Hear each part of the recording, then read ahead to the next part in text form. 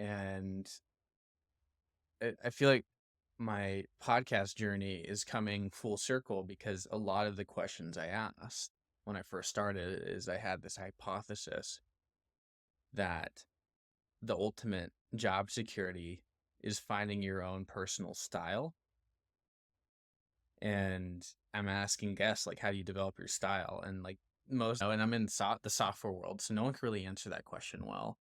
But the conclusion that I felt, and just hearing you reaffirm it, makes me feel like I wasn't asking a dumb question for 4 years. No. It was, is the fact that you brand is how people feel when they hear your name. It's your name or the company. And so when you want something solved, my goal is Caden Damiano's. I want people to be like, I need to hire a designer to, I need to figure out how to bring Caden on to this or Yeah. Michael.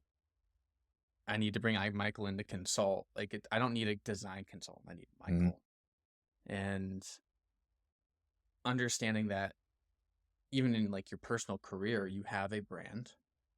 And if you don't try to influence what people think that brand is, they will do the branding for you. that's right. Branding always happens.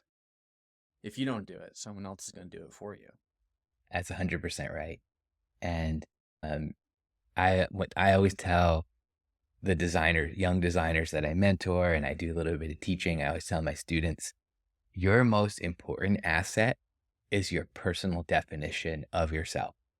And if you don't take the time to write it down, and I write it down every time I get a new notebook, I write it down in the first page of my notebook and I refine it a little bit. But if you don't take the time to write it down for yourself, someone else will write it for you, right? And that is how people get pigeonholed. And when I was in consulting early in my career and I decided I wanted to not only go into footwear, but go to Nike, people are like, you'll never be able to go straight to Nike. And I was like, yeah, I can do it.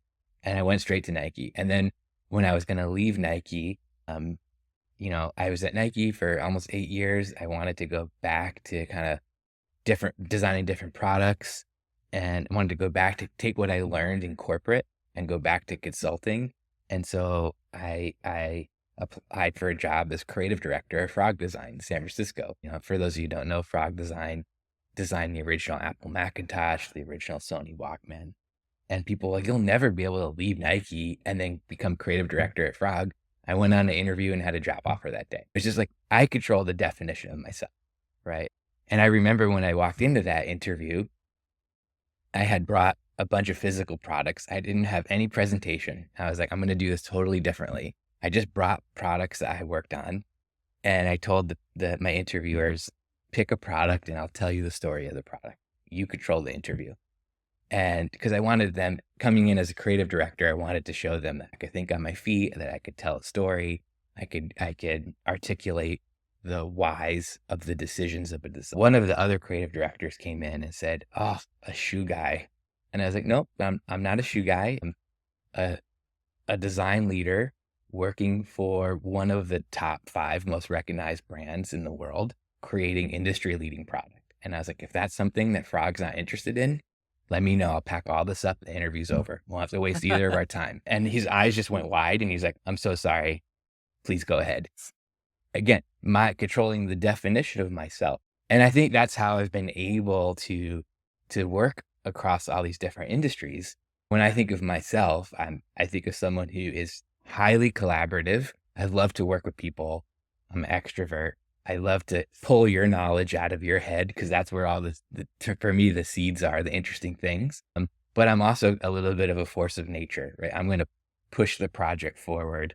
I'm going to push you to be a little bit uncomfortable because that's why you hired me. If I'm not showing you things that make you feel uncomfortable, I feel like you've wasted your money on me.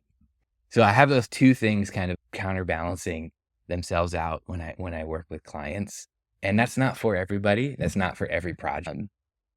And I let clients know that. I had a client come to me once. It was Eagle Creek, the luggage company. And they wanted me to design a backpack in their existing design language. And I was like, I can't do that project. And they're like, why not? And I was like, because I can't do that project better, faster, cheaper than your in-house team or just some young freelancer. That's not that's not a good use of your dollars on my skills.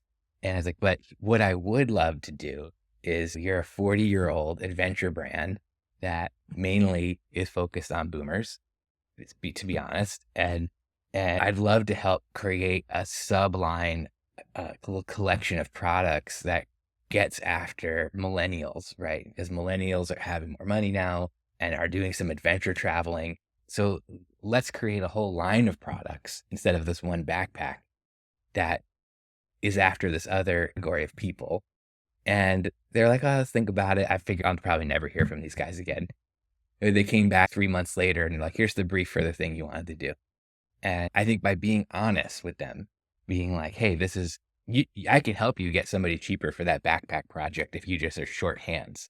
But, you know, I can't in good conscience take it. I think that helps clients to realize, oh, he's not just here to rack up billable hours. He's here to help us to do something.